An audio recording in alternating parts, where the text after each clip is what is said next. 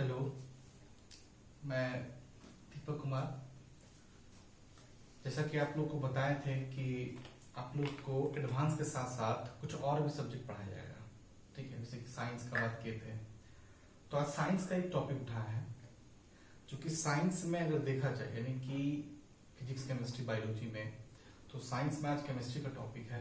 तो केमिस्ट्री में सबसे इम्पोर्टेंट रोल अगर देखा जाए ऑल ओवर तो पीरियोडिक टेबल का है। अगर आपका पीरियोडिक टेबल अच्छा कवर है तो आपका अच्छा पकड़ होगा। उसके लिए बहुत सारा कुछ जानकारी भी होगा, तो हम आपको छोटा से छोटा चीज लेकर के और हायर से हायर चीज भी आपको इसमें कोशिश करेंगे बताएं। और मेरा मकसद जो है आपको साइंस पढ़ाने का, तो बिल्कुल जो फॉलो किया गया उसको उसके लिए पढ़ाने के लिए वो एनसीईआरटी है।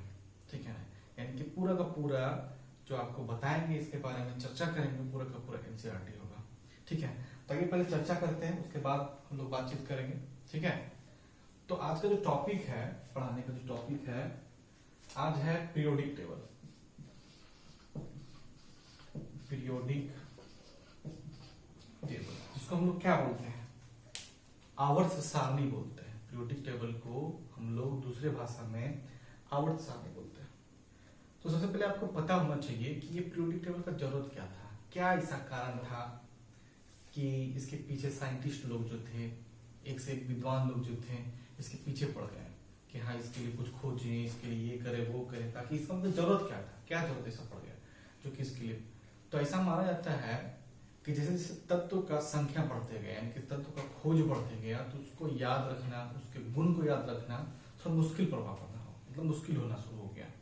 किस तरह से उसके गुण को याद रखें, किस तरह से पूरा जो तत्व है उसका नाम को याद रखें, किस तरह से उसका पूरा प्रॉपर्टीज को याद रखें। तो उसके लिए एक होड़ मचा, ठीक है ना, कि पीरियोडिक टेबल खोजा जाए, यानी पीरियोडिक टेबल ऐसे या कोई कंडीशन बनाया जाए। पीरियोडिक टेबल का मतलब क्या हो गया, एक तरह का कोई ऐसा कंडीशन बनाया जाए जिससे कि उसका पूरा प्रॉपर्टीज उसके बारे में बिल्कुल याद रखने में सुविधा हो। ठीक है, तो इसके लिए पीरियोडिक टेबल का निर्माण होना शुरू हुआ। तो ऐसा माना जाता है एनसीईआरटी बुक के तहत कि सबसे पहले जो पीरियोडिक टेबल के बारे में चर्चा किया था, यानी खोज किया था, तो वो केमिस्ट्री का एक महारथी विद्वान, जिसको हम लोग बोला जाता है फादर ऑफ केमिस्ट्री, ठीक है, जिनका नाम आप लोग को पता होगा, नाम था उनका लेवोजियर। क्या नाम था? लेवोजियर। ठीक है ना, सबसे पहला बार एनसीईआरटी बुक के अनुसार से देखिएगा, ठीक है ना, तो सबसे पहला प्रयास जो किए थे वो लेवोजियर किए थे। हालांकि यही नहीं किए सिर्फ, और भी इनके पीछे आगे बहुत सारा होंगे जिनके बारे में लोगों को पता भी नहीं, लेकिन एनसीईआरटी बुक के अनुसार देखा जाए तो सबसे पहला प्रयास जो था वो लेवोजियर का था। हो सकता है आगे और भी हो, ठीक है ना, लेकिन मेरे अनुसार एनसीईआरटी बुक के अनुसार कि लेवोजियर सबसे पहला प्रयास किए थे। हो सकता है कि उससे पहले कुछ होगा, लेकिन कुछ तरकीब नहीं होगा, कुछ अच्छा नहीं होगा, ठीक है ना, लेकिन इनका कुछ कंडीशन पता चला होगा, बढ़िया लगा होगा, ठीक है ना। तो ये जो कंडीशन था, इनका जो खोजने का तरीका था, ये क्या किए, तत्व को, जो भी तत्व उस समय होगा, ठीक है ना, उसको दो भाग में बांटे। ठीक है ना, तत्व को दो भाग में बांटे। पहला भाग जो था इनका वो था धातु, और दूसरा जो था अधातु था। ठीक है, यानी लेवोजियर साहब जो है पीरियोडिक टेबल बनाने के क्रम में दो रूप में बांटे, तत्व को धातु और अधातु के रूप में बांटे। लेकिन सिर्फ धातु अधातु से बांट देने से थोड़ा काम चलेगा थोड़ी, ठीक है, यानी कि आपको और भी, यानी कह सकते हैं आप कि ये धातु अधातु से सिर्फ तोड़ने से आपका पूरा का पूरा प्रॉपर्टीज, यानी कि आप इसको अच्छा बढ़िया तरीका से याद नहीं रख सकते थे। यानी कि ये जो था लेवोजियर साहब जो खोजा गया, ये परिपूर्ण रूप से मतलब अच्छा नहीं हुआ, ठीक है ना, यानी कि इससे सेटिस्फिकेशन नहीं था। फिर इसके बारे में आगे बढ़ा गया, फिर इसके बारे में और भी साइंटिस्ट लोग जो थे आगे दिमाग लगाए। तब इसमें असुविधा क्या था, धातु अधातु तो है, लेकिन वो धातु को छोड़ दिए थे लेवोजियर साहब, ठीक है ना। तो उसके बाद दूसरा जो आप बहुत सारा बुक में पढ़िएगा, ठीक है ना, त्रिक नियम, ठीक है ना, त्रिक नियम जो पढ़ते होंगे, ठीक है ना, इसमें बहुत सारा साइंटिस्ट आए, मेंडिफ आए, मोस्ले आए, ठीक है ना, न्यूलैंड आए, जिसको बोलते हैं न्यूलैंड का अष्टक नियम, ठीक है ना, बहुत सारा साइंटिस्ट आए। एक दूसरा साइंटिस्ट जो आए थे इसके बाद डेबोरेनर आए, ठीक है ना, इन्हीं का नियम दिया गया है डेबोरेनर का त्रिक नियम, डेबोरेनर का त्रिक नियम, यानी कि हम ऐसा नहीं बोल रहे हैं कि उसके बाद लेवोजियर के बाद और कोई साइंटिस्ट ही नहीं होगा, होगा, खोजा होगा और भी कुछ खोजा होगा, लेकिन अगर हम लोग बुक में पढ़ते हैं किसी के बारे में तो जो कुछ ज्यादा बढ़िया किया होगा, ठीक है ना, कुछ कम बढ़िया किया होगा, उसके बारे में पढ़ रहे हैं तो 2-4-5 साइंटिस्ट के बारे में हम लोग पढ़ते हैं कि ये इस तरह से नियम दिए, इस तरह से नियम दिए, ठीक है ना। तो दूसरा लेवोजियर के बाद अगर देखा जाता है तो टेबुलर कर्तृक नियम देखा जाता है। इनका कहना था, ठीक है ना, कि अगर किसी भी तत्व को परमाणु मतलब क्रमिक परमाणु, ठीक है ना, क्रमिक परमाणु भार के अनुसार से सजाया जाए तो पहला और तीसरा तत्व का परमाणु भर का सम, यानी आप सम नहीं बोल सकते हैं, औसत जो होता है मध्यवर्ती परमाणु क्रमांक के बराबर होता है, ठीक है ना। जैसे एक नियम देखिए, ठीक है, जैसे एक देखिएगा तत्व का नाम लिथियम, सोडियम और पोटेशियम, ठीक है ना। अब जैसे इसका परमाणु भार, क्योंकि सारा का सारा साइंटिस्ट जो थे वो क्या चीज दे रहे थे, परमाणु भार के अनुसार से दे रहे थे, ठीक है ना। तो इनका भी जो नियम था डेवलपर कर्तृक नियम जो था, इसको समझाने के लिए कुछ कुछ आपको एग्जाम्पल लेंगे, ठीक है ना, इसको समझाने के लिए थोड़ा समझिएगा, ठीक है ना। तो इसका 7, 23 और 39, ठीक है ना, परमाणु भार होता है। यानी डेवलपर साहब का कहना था कि अगर क्रमिक परमाणु क्रमांक के अनुसार से क्रमिक परमाणु भार के अनुसार से तत्वों को सजाया जाए तो पहला तत्व का परमाणु भार और लास्ट वाला यानी तीसरा वाला तत्व का परमाणु भार का औसत मध्यवर्ती परमाणु भार के बराबर होता है। यानी कहने का मतलब है कि पहला का परमाणु भार 7, तीसरा का परमाणु भार 39, उसका औसत का मतलब 2 से भाग देना। तो अगर इसको आप भाग दीजिएगा 46/2 यानी कितना आएगा 23, ये किसके बराबर है, मध्यवर्ती परमाणु भार के बराबर है। एग्जाम में आजकल जो पूछा जाता है, ये नहीं पूछा जाता कि त्रिक का नियम कौन दिया है, ऐसा पूछ सकता है, ठीक है, कि केमिस्ट्री पीरियोडिक टेबल में त्रिक का नियम कौन देता है, जरूर सब दिए।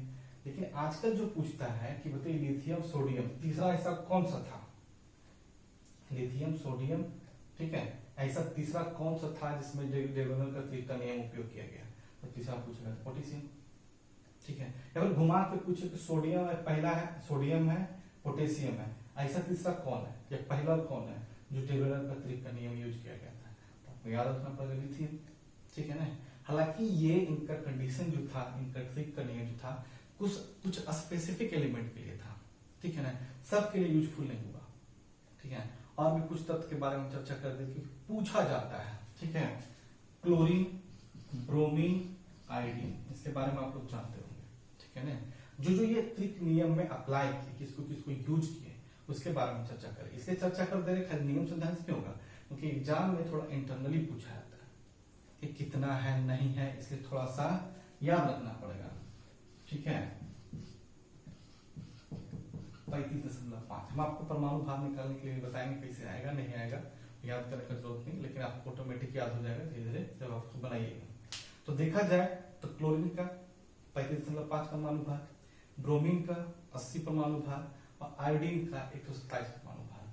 तो हम आपको पहले बता चुके हैं कि डेवलपर साहब जो थे कुछ स्पेसिफिक एलिमेंट को उठाएं और बताएं उनके अनुसार से कि किस कुछ क्रमिक परमाणु भार, कुछ तत्वों को क्रमिक परमाणु भार के अनुसार सजाया जाए तो उसका पहला और लास्ट यानी पहला और तीसरा का परमाणु भार का औसत मध्यवर्ती परमाणु भार के बराबर होगा, ठीक है ना। ये उनका नियम था और ये नियम सबके लिए सब तत्व के लिए सेटिस्फाई नहीं होगा, कुछ तत्व के लिए सेटिस्फाई होगा, तो उसको याद रखना है आपको किसके किसके लिए ये सेटिस्फाई था नहीं था, क्योंकि इंटरनल क्वेश्चन पूछा जाता है।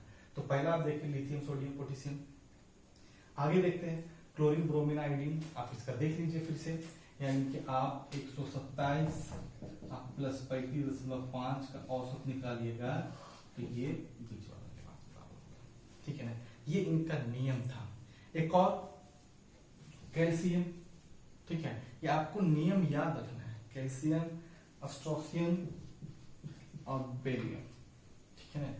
यानी कि हम पहले आपको बता चुके थे कि ये कंडीशन जो था सब एलिमेंट के लिए नहीं था, वो कुछ तत्व को कलेक्ट करके निकाले और उस पर अप्लाई किए थे, ठीक है ना। इसलिए अगर सब पे अप्लाई नहीं हो रहा है तो फिर इनका नियम सेटिस्फाई नहीं था। लेकिन एग्जाम में पूछा जाता है कि कौन कौन से था, तो lithium sodium potassium, chlorine bromine iodine और तीसरा कैल्शियम अस्ट्रोसियम और बेरियम। ठीक है ना, तो ये चीज आपको याद रखना है, इसका नाम भी याद रखना है। ठीक है ना, क्लोरीन, ब्रोमीन, आयोडीन, कैल्शियम, एस्ट्रोसियम और बेरियम। ठीक है ना, क्यों ये फेल हो गई ये नियम? क्योंकि ये सारे एलिमेंट पे अप्लाई नहीं हो रहा था इनका नियम, ये कुछ स्पेशल तत्व के लिए ही यूज हो रहा था, इसलिए इनका भी नियम फेल हो गया। यानी कि पहले हम लोग पढ़े क्या लेवोजियर के लिए, तो लेवोजियर सिर्फ धातु धातु बांट दिया, तो धातु कहाँ गई इसके बारे में कोई पता नहीं चला।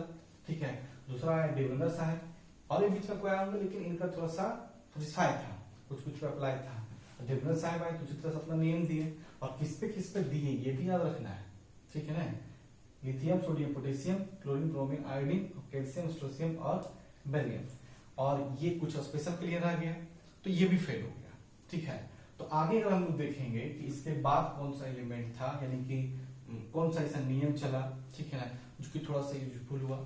अब इसी में हम लोग आगे बढ़ते हैं, तो आगे हम लोग पढ़ते हैं न्यूलैंड का अष्टक नियम। ठीक है, न्यूलैंड का अष्टक नियम, न्यूलैंड का अष्टक नियम। ठीक है, न्यूलैंड का अष्टक नियम। ठीक है ना, ये साहब का क्या कहना था, ये भी कुछ खोजे पीरियोडिक टेबल के बारे में, ये भी कुछ बताएं कि चलिए ऐसा होगा, ऐसा होगा, ये होगा, वो होगा। हालांकि इनका भी नियम ज्यादा सेटिस्फाई नहीं हुआ, कुछ एलिमेंट पर अप्लाई हुआ, बाकी का धीरे धीरे कभी खत्म हो गया, तो ये भी पूर्ण रूप से उपयोगी नहीं हुआ इनका नियम। ठीक है, अच्छा इनका नियम क्या था? इनका नियम था कि किसी भी तत्व को परमाणु भार के क्रम के अनुसार से सजाया जाए तो प्रत्येक आठवां तत्व पहले तत्व के गुण को शो करता है। ठीक है ना, पहले, और दूसरा साथ में इन्हीं का नियम को हम लोग बोलते हैं सारेगामा नियम। ठीक है ना, सारेगामा 7 8 धुन होता है वही वाला, यानी कि सातवां के बाद आठवां तत्व जो होगा वो पहला परमाणु भार का प्रॉपर्टी को शो करेगा। ये न्यूलैंड का अष्टक का नियम था, लेकिन इसमें थोड़ा सा इंटरनली क्वेश्चन पूछा जाता है। ठीक है ना, जब ये न्यूलैंड का अष्टक के बारे में पढ़िएगा तो जिस टाइम ये नियम चल रहा था उस टाइम 56 तत्व का खोज था। ठीक है ना, जब न्यूलैंड का नियम चल रहा था, ठीक है ना, उस टाइम ये नियम जो चल रहा था, तो उस टाइम जो तत्व का संख्या था 56 था, और 56वां तत्व जो था वो थोरियम था। क्या था? थोरियम था। कभी कभी पूछा जाता है, अब पहला तत्व पक्का है कि हाइड्रोजन होगा,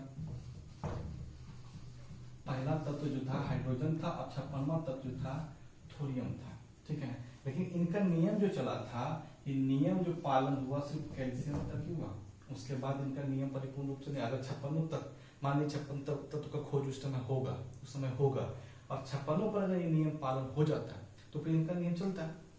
क्यों इनको नियम को हटाता है, क्यों बोलते हैं असफल नियम है? ठीक है ना, लेकिन यहाँ पे बोला जा रहा है कि इनका भी नियम असफल हो गया। उस टाइम जो था 56 तत्व खोजा गया था, लेकिन इनका नियम सिर्फ कैल्शियम तक ही चलता था। ये भी परमाणु भार के अनुसार सजाए। ठीक है ना, इनका नियम कहना था कि प्रत्येक 7वां तत्व के बाद 8वां तत्व जो होगा वो पहला तत्व के परमाणु यानी प्रॉपर्टीज को शो करेगा। ठीक है ना, और इन्हीं के नियम को हम लोग सारेगामा नियम भी कहते हैं। ठीक है ना, यानी कि पहला तत्व कौन सा था उस टाइम, इनके रूल के अनुसार से हाइड्रोजन, और 56वां तत्व जो था जिस टाइम खोज किया गया था थोरियम था। कभी पूछता है, इनका नियम का पालन जो हुआ वो कैल्शियम तक ही हुआ। ठीक है ना, ये सब चीज को थोड़ा सा याद रखना है। ठीक है ना, अब इसके बाद जो साइंटिस्ट आए, ठीक है, इसके बाद जो वैज्ञानिक आए, उनका नियम का काफी यूज हुआ। ठीक है ना, काफी हद तक माना जाता है कि सफल है उनका नियम। तब सफल है तो क्या नियम है उनके बारे में थोड़ा चर्चा करना है, क्या सफल था भाई, क्या ऐसा था जो कि वो सफल हो गए। ठीक है ना, तो इनके बाद जो नंबर आता है वो आता है मेंडलीव का। क्या आता है? मेंडलीव का। इनके बाद जो नंबर आएगा वो क्या आएगा? मेंडलीव का। आइए आगे पढ़ते हैं। ठीक है ना, मेंडलीव का नियम इनके बाद जो था वो सफल नियम था। ठीक है,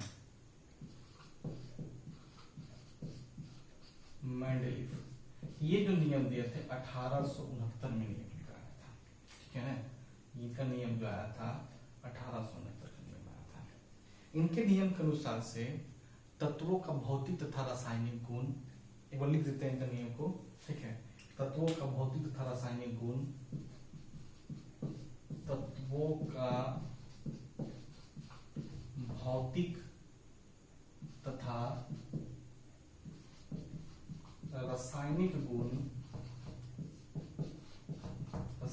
गुण तत्वों के परमाणु भार के आवर्त फलन, ये साहब नियम थी 1869 ईस्वी में। और इनका नियम को काफी हद तक सक्सेस माना जाता है कि मेंडलीव साहब काफी हद तक पीरियोडिक टेबल को बनाने में हेल्प की। हालांकि अभी मॉडर्न पीरियोडिक टेबल चल रहा है जो मोसले के अनुसार चला जाता है, लेकिन इनका सक्सेस काफी हद तक माना गया था। ठीक है, तो किस अनुसार से माना गया, क्यों माना गया, पहले इसका मतलब समझते हैं। इनका नियम था कि तत्व का भौतिक तथा रासायनिक गुण, तत्व जो भी वहां पे खोजा गया था। अच्छा, उस टाइम कितना तत्व था? उस टाइम मेंडलीव के समय में 63 तत्व था। कितना तत्व था? 63 तत्व था। तो 63 तत्व में के उसी को अरेंज करने का कोशिश किए होंगे, तो क्या किस तरह से किए वो देखना है। बोलते हैं कि तत्वों का भौतिक तथा रासायनिक गुण तत्वों के परमाणु भार के आवर्त फलन। अच्छा, एक वर्ड यहाँ पे आ रहा है, आवर्त फलन। ठीक है ना, आवर्त फलन का मतलब क्या होता है? आवर्त फलन का मतलब होता है कि कुछ निश्चित कंडीशन के तहत यूज करना। ठीक है ना, कुछ निश्चित नंबर के साथ एक निश्चित प्रॉपर्टीज को शो करना। ठीक है ना, आवर्त फलन का नियम होता है। यानी कि तत्वों को ये जो सारे अरेंज किए थे वो परमाणु भार के अनुसार से अरेंज किए थे। ठीक है ना, तत्व को वो भी परमाणु भार के अनुसार से अरेंज किए थे। और ये क्या किस तरह से लिखे हैं कि तत्वों के भौतिक तथा रासायनिक गुण तत्वों के परमाणु भार यानी क्रमिक तत्व। ठीक है ना, तत्वों के परमाणु भार का आवर्त फलन होता है। ठीक है ना, यानी कि एक निश्चित आप बोल सकते हैं कि कंडीशन के तहत यूज किया गया था। निश्चित कंडीशन के बाद आपका फ्री प्रॉपर्टी को शो करता है। यानी कि अक्सर देखा जाए तो इंग्लैंड का थोड़ा सा इनका थोड़ा मैच करता है, लेकिन हाँ ये कुछ हद तक ही छोड़ दिए थे, कुछ सिंपल में छोड़ दिए थे। ये उस प्रॉपर्टीज को थोड़ा और आगे बढ़ाए और डीपली किए यूज। ठीक है, इसलिए थोड़ा इनसे ज्यादा सक्सेस हुआ। ठीक है ना, वो सारे पाक कुछ तक यूज हुआ, कुछ के बाद नहीं हुआ। अच्छा, क्रमिक बोला गई, क्रमिक वाला बात नहीं करे, बोले परमाणु भार के अनुसार सजाया गया बस। ठीक है ना, ये क्रमिक का ऐसा चक्कर नहीं था। और भी ऐसा है, ये भी आवर्त फलन का मतलब होता है कि निश्चित कंडीशन, ये भी कंडीशन के तहत अरेंज किए, परमाणु भार के अनुसार अरेंज किए। ठीक है ना, लेकिन उनसे थोड़ा ज्यादा सक्सेस था, इनसे कुछ ज्यादा इनका रिसर्च बढ़िया था, इसलिए इनका थोड़ा ज्यादा सक्सेस माना जाता है। ठीक है ना, अब इसमें था क्या कि क्या ऐसा खूबी था, ठीक है ना, क्या ऐसा खामी था, तो उसके बारे में आपको पढ़ना है कि क्या खूबी था, क्या खामी था। तो कुछ खूबी और खामी दोनों देखते हैं। ठीक है ना, तो खूबी के तौर पे देखा जाए, ठीक है ना, तो बोला जाता है कि ये रासायनिक संयोजकता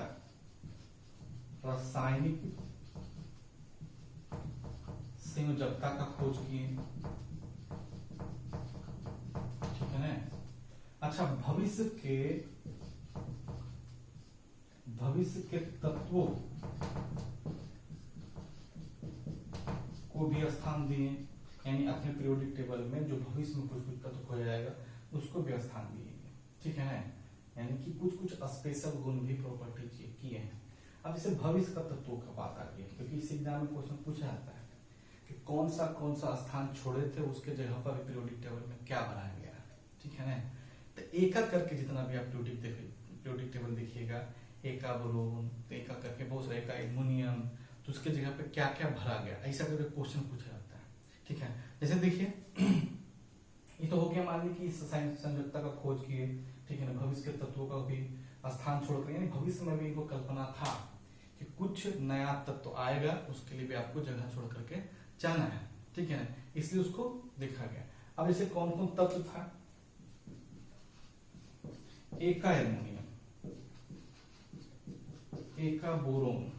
ठीक है, यानी कहने का मतलब है कि कुछ एलिमेंट के लिए, यानी कि भविष्य को सोच करके वो कुछ एलिमेंट की जगह छोड़ करके थे। ठीक है ना, तो उस जगह पे अभी का जो एग्जाम होता है थोड़ा डीपली क्वेश्चन पूछा जाता है। ठीक है ना, कि जो जगह छोड़े थे अभी क्या भरा हुआ वहां पे, सिंपल नहीं पूछेगा मेंडलीव का नियम कब दिया था, कौन दिया था, कहाँ के थे। ठीक है ना, ऐसे सिंपल करके नहीं पूछा, डीपली घुसता है क्वेश्चन में। थोड़ा सा जो क्वेश्चन सेट करने वाले होते हैं वो थोड़ा सा स्पेसिफिक होते हैं, थोड़ा सा कुछ दूर दृष्टि सोचते हैं। उनका तय इनका रूल ही है कि बच्चा को जितना ज्यादा छाट सकते छाट दिए, तो छाटने के चक्कर में तो क्वेश्चन इंटरनल घुसेंगे। तो आपको भी थोड़ा सा पढ़ के जाना पड़ेगा, सोच के जाना पड़ेगा क्या है नहीं है। ठीक है, तो एका बोरोन हो गया, एका सिलिकॉन, ठीक है, एक का मैग्नीशियम, ये 4-5 भविष्य को सोचते हुए ये जगह छोड़े थे, ठीक है ना, जहां पे अभी एलिमेंट भरा गया है, ठीक है ना, एलिमेंट भरा गया तो भाई वहां पे क्या क्या है ये आपको याद रखना है, ठीक है ना। जैसे एका एल्यूमिनियम की जगह पे क्या हो गया, गैलियम, एका एल्यूमिनियम की जगह पे क्या हो गया, गैलियम, ठीक है, यानी कि एक जगह पे याद रखना है आपको, ठीक है ना, कि एका एल्यूमिनियम की जगह पे क्या हो गया, एका गैलियम की जगह पे क्या हो गया, जैसे बेरिलियम की जगह, ठीक है, बोरोन की जगह पे यहाँ पे खोजा गया था अस्केडियम, ठीक है, समझा ना, एका बेरिलियम की जगह, एका बोरोन की जगह पे अस्केडियम भरा गया था, एका एल्यूमिनियम की जगह पे गैलियम भरा गया था, मैग्नीशियम की जगह पे टेक्नीशियम भरा गया था। आप जो टेबल में देखते होंगे टीसी करके लिखा होता है, ठीक है, कभी रेगुलर एग्जाम में देखिएगा तो सिंपल कुछ कुछ ऑड वर्ड का आपको सिर्फ सिंबल दे देगा, जैसे कार्बन का सिंबल क्या होता है, सी, आप समझ जाते हैं, पोटेशियम का के समझ जाते हैं, इससे कभी कभी ऐसा जो कि आप जनरल लाइफ में यूज नहीं है, आप पूरा पीरियोडिक टेबल को तो पूरा सिंबल तो पढ़िएगा नहीं, तो कुछ कुछ ऐसा करके दिया था, तो आपको पूछेगा उसका पूरा नाम बताइए, जैसे टीसी लिख दिया, टेक्नीशियम, तो इस तरह से आपको याद रखना पड़ता है, ठीक है, जैसे यहाँ पे सिलिकॉन का जर्मेनियम, ठीक है, यानी कहने का मतलब हो गया कि मेंडलीव साहब अभी तक जितना भी एलिमेंट खोजा गया था उसमें से सबसे ज्यादा सक्सेसफुल ये थे। ये क्या किस्सा सजाए 1869 में खोज के तत्वों का भौतिक तथा रासायनिक गुण, तत्वों के परमाणु भार के आवर्त फलन का मतलब निश्चित कंडीशन के तहत उस नियम को फॉलो करना, निश्चित समय के साथ या फिर तो आप जो भी हो सकते हैं, निश्चित कुछ भी है उसके बाद वो फिर कंडीशन को रिपीट करना, ठीक है, आवर्त फलन का मतलब होता है। ये क्या किए थे, इनका खोज का विशेष क्या था, ठीक है, तो रासायनिक संयोजकता का भी खोज किए थे, साथ साथ में इधर भविष्य के तत्वों का भी स्थान दिए थे, ये भविष्य में क्या होगा नहीं होगा, कुछ कुछ एलिमेंट के लिए जगह छोड़े थे, ठीक है ना, इसलिए थोड़ा सा इनका माना जाता है कि भाई क्या छोड़े नहीं छोड़े, इसके अनुसार देखिएगा।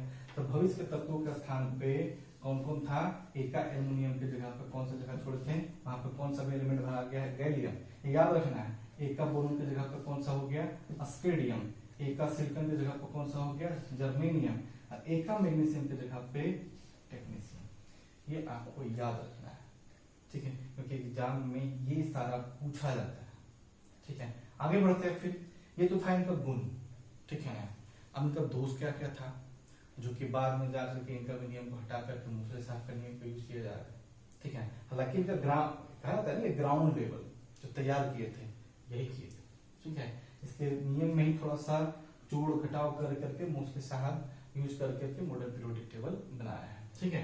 आगे बढ़ते हैं, ये तो इनका था लाभ।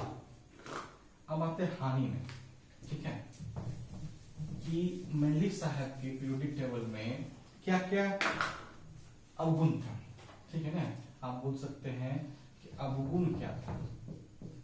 पहला था कि हाइड्रोजन का स्थान नहीं था, ठीक है ना, हाइड्रोजन का कोई विशेष स्थान शो नहीं किया गया था, पहला तो ठीक, यानी कि कोई इसका खास रूल नहीं दिया गया था, ये जहां तक आवारा तत्व अभी भी आवारा तत्व है, ठीक है।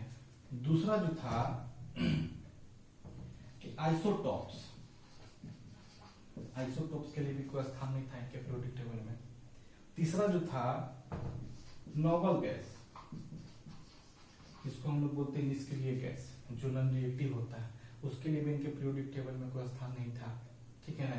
अच्छा, चौथा जो था ये परमाणु भार के अनुसार सजाए थे, ठीक है ना, तो अगर परमाणु भार के अनुसार सजाए हैं, क्रमिक परमाणु भार के अनुसार सजाए हैं, तो आपको वो कंडीशन फॉलो करना चाहिए, ठीक है ना।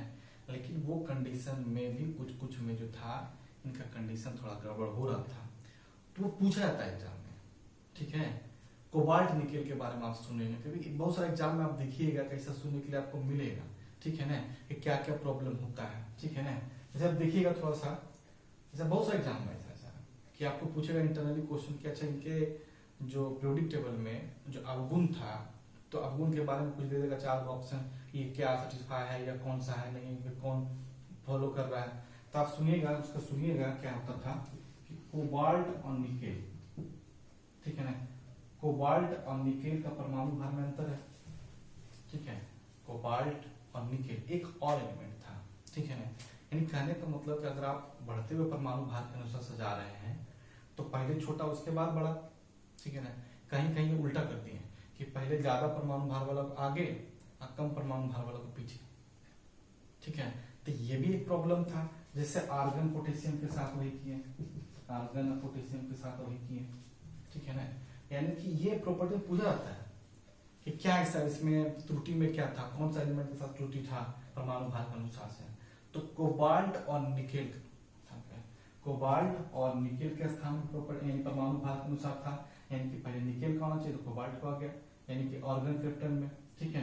यानी कि परमाणु भार जिसका ज्यादा है वो पहले आ गया, जिसका कम था वो बाद में आया। अगर परमाणु भार के अनुसार अरेंज कर रहे हैं बढ़ते हुए परमाणु भार, तो पहले जो कम है उसको पहले लाइए, फिर बाद वाला को लाइए, ठीक है। तो कुछ कुछ यहाँ पे भी गलती है ये, ठीक है। नोबल गैस में भी इनका कोई स्थान नहीं था, आइसोटोप्स का नहीं था, ठीक है। हाइड्रोजन के लिए कोई स्थान तो अभी भी नहीं, भी ऐसे है हाइड्रोजन फिक्स कर दिया गया है, ठीक है। उस टाइम नहीं किया गया था, ठीक है ना। अच्छा, फिर आगे आते हैं 5वां, कुछ ज्यादा क्रियाशील तत्व था, ठीक है ना। कुछ ज्यादा क्रियाशील तत्व था और उसको कम क्रियाशील तत्व के साथ कंबाइन कर दिए। तो कम क्रियाशील तत्व के साथ कंबाइन कीजिएगा, जैसे लिथियम, सोडियम, पोटेशियम, ठीक है ना।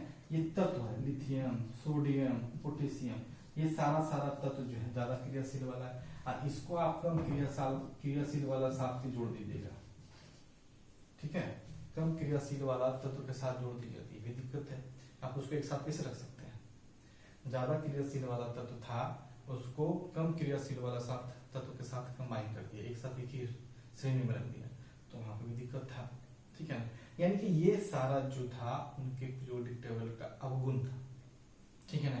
गुण क्या था कि संयोजकता के बारे में, भविष्य के बारे में भी सोचे थे, भविष्य में कोई तत्व होगा उसके बारे में रखें, तो इसके बारे में पढ़ेंगे। एक का एल्यूमिनियम जो जगह छोड़े थे उसके जगह पर क्या भरा गया, गैलियम। एक का बोरोन की जगह क्या भरा गया, स्टेडियम। एक का सिलिकॉन की जगह क्या भरा गया, जर्मेनियम। एक का मैग्नीशियम की जगह क्या भरा गया, टेक्नीशियम, ठीक है। और आपको बताया भी कितना तत्व का खोज था, 63 तत्व का खोज था, ठीक है ना। अब गुण क्या था, हाइड्रोजन का कोई फिक्स स्थान नहीं था, आइसोटोप्स का कोई स्थान नहीं था उनके पीरियोडिक टेबल में, नोबेल गैस का भी कोई पीरियोडिक टेबल में उसका, अच्छा नोबेल गैस उस टाइम खोजा भी नहीं गया था, ये भी बात याद रखिए।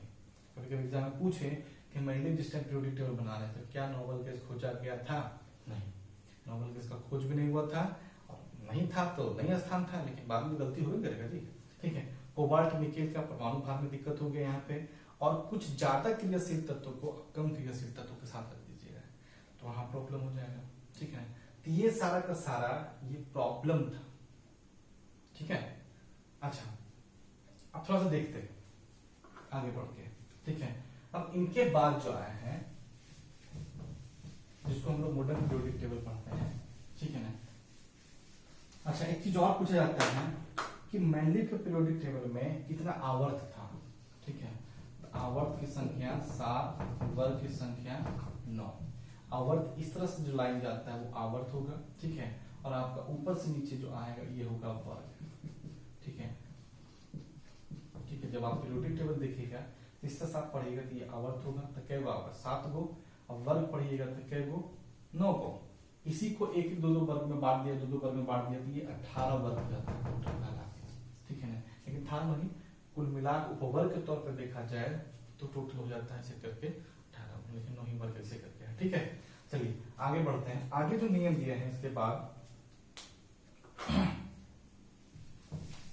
मोसले साथ दिए हैं, कौन दिए हैं, मोसले।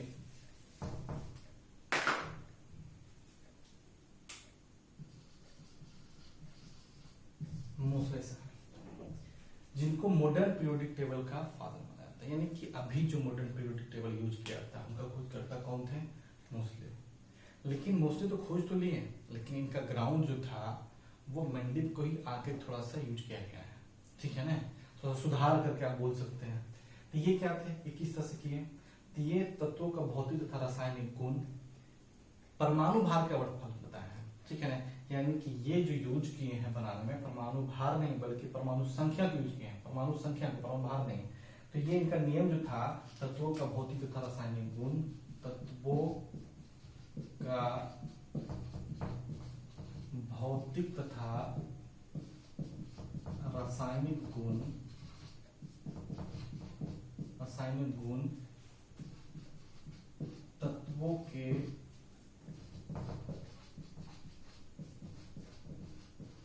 परमाणु संख्या के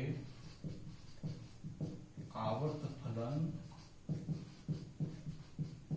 होता है। ये इनका नियम था, ठीक है, इनका नियम था। अभी तक तो सब जितना भी नियम दे रहा था सब परमाणु भार के अनुसार से, लेकिन इनका नियम जो था वो परमाणु संख्या के अनुसार से था, ठीक है। तो अगर देखा जाए, मान लीजिए जैसे अभी तत्व के बारे में खोजा जाए, मॉडर्न पीरियोडिक टेबल में जो यूज किया जा रहा है, अभी अगर पूछे कि अभी टोटल कितना तत्व है अभी वर्तमान में, तो 119 तत्व है। लेकिन एनसीईआरटी बुक में देखिएगा, ठीक है, एनसीईआरटी बुक में देखिएगा तो 114 तत्व को गिनो दिया गया है। अच्छा, जिसमें नेचुरली तत्व जो है, नेचुरल तत्व जो है 92। अब सोचिए 128 है, ठीक है, 128 119 टोटल तत्व कितना, टोटल कितना हो गया 119, ठीक है।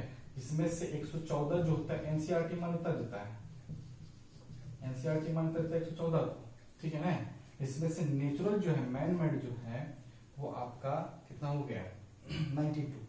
तो बचा कौन, नेचुरल जो हो गया 92, तो मैन मेड कितना हो गया 27, ठीक है, समझ रहे ना। 27 जो है मैन मेड है। अच्छा, इसमें पढ़ता रहता है कि धातु कितना है, धातु कितना है, अधातु कितना है, इसके बारे में हम चर्चा करेंगे, कितना है, ठीक है ना। जैसे कहीं एग्जाम में पूछ जाता है कि उपधातु कितना है, उपधातु कितना है 6। जब आप पीरियोडिक टेबल में देखते होंगे तो जिगजैग से देखते होंगे, जिगजैग, ठीक है ना। इस तरह से यूज किया गया है कि उपधातु को शो करने के लिए, उपधातु को शो करने के लिए किस तरह का यूज किया गया, तो जिगजैग का यूज किया गया है, ठीक है ना। जिगजैग के तौर पर पीरियोडिक टेबल में शो किया गया कितना उपधातु है, 6 है, ठीक है ना। इसके बारे में और चर्चा करेंगे, कितना है, नहीं है, क्या है, नहीं है, उसके बारे में, ठीक है। अब चलिए आगे बढ़ते हैं इसमें, यानी कि ये इनका नियम जो था सक्सेस है और अभी तक इनका ही नियम को फॉलो किया जा रहा है, ठीक है। अब आगे बढ़ते हैं थोड़ा सा, तो इनमें भी देखा जाए, यानी कि पीरियोडिक टेबल को बांटा जो गया है, आवर्त कितना, आवर्त कितना 7, वर्ग कितना, उपवर्ग जोड़ करके 18, ठीक है ना। अच्छा, कभी कभी क्वेश्चन पूछा जाता है कि पहला आवर्त में कितना तत्व, फर्स्ट आवर्त में कितना तत्व, 2 तत्व, ठीक है। सेकंड में 8, थर्ड में 8, फोर्थ में 18, फिफ्थ में 18, सिक्स्थ में 32, 7 पूर्ण नहीं है, ठीक है। यानी कि अगर देखा जाए मॉडर्न पीरियोडिक टेबल को देखा जाए, ठीक है, तो उसमें से बताया गया कि कितना आवर्त है, 7 आवर्त, 18 वर्ग है, ठीक है ना। तो उसमें जो आवर्त है, तो पहला आवर्त में कितना तत्व, दूसरा आवर्त में कितना तत्व, तीसरा आवर्त में कितना तत्व, चौथा आवर्त में कितना, पांचवा में कितना, छठा में कितना, सातवां में किस तरह से। तो आपको गिनती याद रखना पड़ता है, ठीक है ना। आपको पूरा चार्ट पढ़ा दिया जाएगा पीरियोडिक टेबल का, कि आपको याद हो जाएगा, ठीक है। बहुत सारे ट्रिक है जो कि आपको बता देने के कारण से आपको याद हो जाएगा कैसे कैसे किस तरह से होता है, ठीक है। तो इधर इसका नामकरण भी कभी पूछा जाता है कि इस पहला आवर्त हम लोग क्या बोलते हैं, अति लघु उत्तरीय आवर्त, अति लघु आवर्त, उत्तरीय नहीं बोला जाता, अति लघु उत्तरीय बोल रहे, लघु आवर्त, ठीक है ना। ये जो हो गया लघु आवर्त, ठीक है, ये भी लघु आवर्त, ठीक है। ये जो आपका आता है दीर्घ आवर्त आता है, दीर्घ आवर्त, ठीक है, अति लघु, अति लघु उत्तरीय, ठीक है, लघु उत्तरीय बोल रहे आवर्त में सीधा, अति लघु आवर्त, लघु आवर्त, ठीक है ना। इस तरह से करके गिनती किया जाता है। अच्छा, यानी ये याद रखना है आपको कि पहला आवर्त में कितना है 2, दूसरा में 8, तीसरा में 8, चौथा में 18, पांचवा में 18, छठा में आपका 32, ठीक है, और सातवां आपका परिपूर्ण रूप से नहीं है, ठीक है। ये तो हो गया सिंपल आवर्त का चर्चा, ठीक है ना, किस किस तरह से है, नहीं है। अच्छा, आगे बढ़ते हैं थोड़ा सा, आवर्त के बाद थोड़ा सा वर्ग का चर्चा करें थोड़ा सा हम लोग, ठीक है ना। तो वर्ग हम लोग का 9 कुल मिलाकर के 18 कर दिया जाता है, ठीक है ना। तो वर्ग का चर्चा करें हम लोग थोड़ा सा, ठीक है ना। तो प्रॉपर्टी में बोला जाता है कि एक वर्ग में जो होता है, ठीक है, एक वर्ग में जो होता है, एक वर्ग का जितना भी एलिमेंट होता है सारा का सारा बाह्य सेल में जो इलेक्ट्रॉन होता है वो सेम होता है और सब का सब सेम प्रॉपर्टी शो करता है, ठीक है ना। तो वर्ग को अगर देखा जाए तो एक ग्रुप में बांटा गया है, ठीक है। जैसे इसको बोला जाता है कौन सा ब्लॉक, एस ब्लॉक, ठीक है, S block, P block, D block, ठीक है, और एफ ब्लॉक। ये एलिमेंट क्या चीज में बांट दिया गया वर्ग के अनुसार से, एस पी डी एफ में, ठीक है ना, एस पी डी एफ में, ठीक है। जैसा कि आपको पता होगा कि कभी पूछा जाता है कि बताइए एस ब्लॉक में कितना एलिमेंट, पी ब्लॉक में कितना एलिमेंट, डी ब्लॉक में कितना एलिमेंट, ऐसा पूछा जाता है। तो डी ब्लॉक की अगर चर्चा करते हैं तो डी ब्लॉक को में जो एलिमेंट होता है वो 40 एलिमेंट होता है, सारा का सारा मेटल होता है, टोटल का टोटल मेटल होता है, सोचिए, ठीक है। इसको जो बोला जाता है संक्रमण तत्व बोला जाता है, क्या बोला जाता है, संक्रमण तत्व। अच्छा पता है क्यों संक्रमण तत्व बोला जाता है, तो बता सकते हैं, सोचिए थोड़ा सा कि डी ब्लॉक को एक ब्लॉक के बारे में चर्चा करेंगे थोड़ा सा, क्या है नहीं है, कितना एलिमेंट है, कौन सा क्या पाया जाता है, थोड़ा सोच के बताइए कि डी ब्लॉक को संक्रमण तत्व बोला जाता है। डी ब्लॉक में 40 एलिमेंट पाया जाता है, सारा का सारा मेटल पाया जाता है, ठीक है। इसको संक्रमण तत्व क्यों बोला जाता है, ये थोड़ा सा सोच के हमको बताइए, ठीक है। अच्छा एस ब्लॉक में कितना एलिमेंट, एस ब्लॉक में 13 एलिमेंट होता है, कितना होता है, 13 एलिमेंट होता है। 13 में से 12 जो होता है वो मेटल होता है, ठीक है। एक जो होता है आपका नॉन मेटल होता है, ठीक है, जो लिक्विड फॉर्म में पाया जाता है, ठीक है, समझे। इसमें जो पी ब्लॉक में जो होता है टोटल 31 एलिमेंट होता है, कितना होता है 31। इसमें सारा का सारा पाया जाता है, मेटल, नॉन मेटल, मेटालॉइड, सारा का सारा तीनों प्रॉपर्टी में इसे हो गया आता है। आपको बता दिए कि मेटालॉइड कितना है 6। अच्छा निष्क्रिय गैस जो आपको बोलते हैं, ठीक है ना, निष्क्रिय गैस कितना है 6 है, निष्क्रिय गैस 6 है, ठीक है ना। जिसमें से हीलियम अगर चर्चा करें, हीलियम का, ठीक है ना।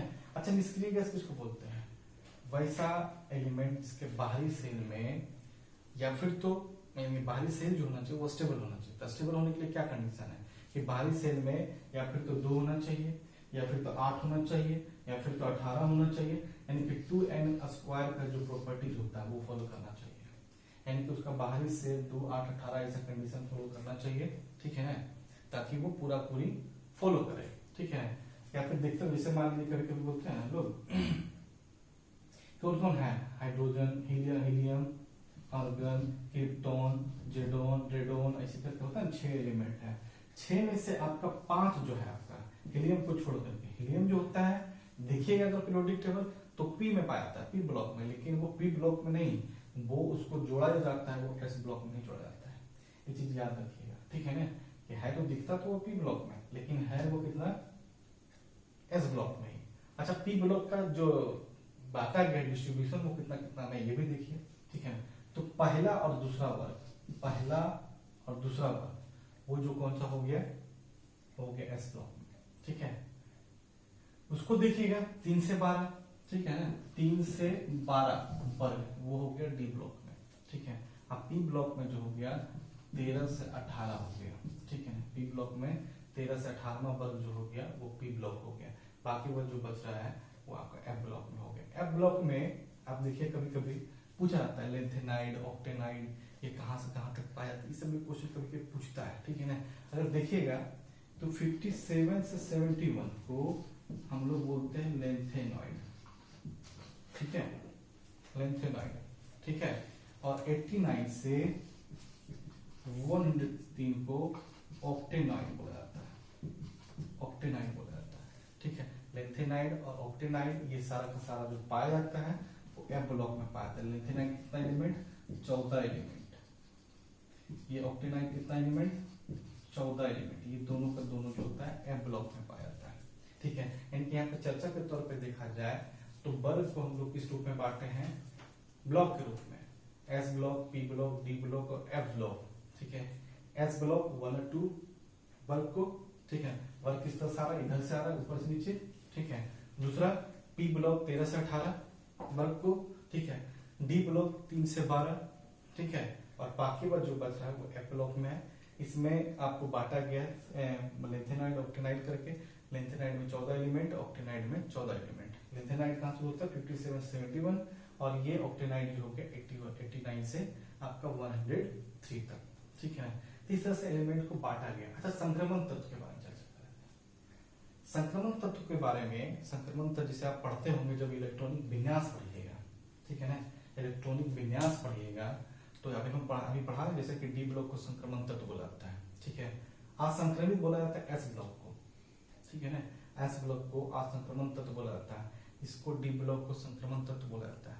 संक्रमण तत्व इसलिए बोला जाता है जब इलेक्ट्रॉनिक विन्यास जब पढ़िएगा तो इलेक्ट्रॉनिक विन्यास जो टूटता है एस, पी, बी और एफ में टूटता है। एस में कितना एलिमेंट 2, पी में कितना 6, डी में कितना 10, एफ में कितना 14। ठीक है ना, लेकिन इसको ब्लॉक के तौर पे ही तोड़ा जाता है, एसपीडीएफ करके इलेक्ट्रॉनिक विन्यास बनाया जाता है। ठीक है, तो डी ब्लॉक में टूटना चाहिए, जितना भी टूटेगा अगर डी ब्लॉक का एलिमेंट है तो सारा का सारा लास्ट जो एलिमेंट पाया जाएगा वो डी ब्लॉक में पाया जाएगा। तो डी ब्लॉक का कंडीशन कितना है 10 होना चाहिए पूरा का पूरा, उसमें तो फुलफिल डी का कंडीशन फॉलो करना चाहिए 10, लेकिन वो 10 नहीं शो कर पाता है, 10 से कम ही शो करता है, यानी कि वो किसी तरह से प्रभावित है, यानी संक्रमित है, इसलिए उसको बुलाया जाता है संक्रमण तत्व। यानी कि इसका टूट तो रहा है डी ब्लॉक में, अगर इसका बाहरी से जब इलेक्ट्रॉनिक विन्यास आपको सिखाएंगे बनाने के लिए, हो सकता है अगला क्लास में आपको सिखाएं, ठीक है, क्योंकि इसके लिए जरूरी है। ठीक है, कि डी ब्लॉक में 10 एलिमेंट चाहिए, डी ब्लॉक में टूट रहा है, इसको डी ब्लॉक के श्रेणी में रख रहे हैं, लेकिन इसको संक्रमण बोल रहे हैं, यानी कंडीशन इसका है कि 10 फुलफिल नहीं कर पा रहा है, इसलिए इसको संक्रमण कहा जाता है। ठीक है, उसी एस को, ठीक है ना, एस को असंक्रमण बोला जाता है, असंक्रमित। ठीक है, आपको इसी के बारे में पूरी आपको चर्चा किया जाएगा। ठीक है, अभी तो मान लीजिए फिलहाल इतना ही, ठीक है ना, आगे क्लास में और चर्चा करेंगे, थोड़ा सा इलेक्ट्रॉनिक विन्यास क्या है, किस तरह से आप बनाइएगा, संयोजकता क्या है। ठीक है ना, मूसले का ही नियम टूट रहा है, मूसले का ही, तो मूसले का ही रूल आगे पढ़ा रहे हैं, उसमें क्या खूबी है, क्या किस तरह से तोड़ा है। ठीक है, उसके बारे में आपको डिटेल से पढ़ना है। ठीक है, क्योंकि पीरियोडिक टेबल सबसे इंपॉर्टेंट चैप्टर है। ठीक है, और इसको थोड़ा सा बहुत ढंग से पढ़ना पड़ता है। आपको इतना मेरा कोशिश होगा कि आपको पूरा पीरियोडिक टेबल याद करवा दें, उसका जितना भी एलिमेंट खास एलिमेंट उसके बारे में चर्चा कर दें। इसका हम पूरा का पूरा सीरीज एनसीईआरटी फॉलो करेंगे, और आपका मेरा कोशिश होगा कि आपको फुलफिल जानकारी दे इसका। ठीक है, इसके बारे में फिर से एक बार रिपीट भी कर देंगे ताकि आपको याद हो बढ़िया से। ठीक है, समझ में आए, जहां नहीं समझ में आए आप कमेंट कर सकते हैं बिल्कुल। ठीक है, आज यहीं तक दीजिए। ठीक है, चलिए बाय।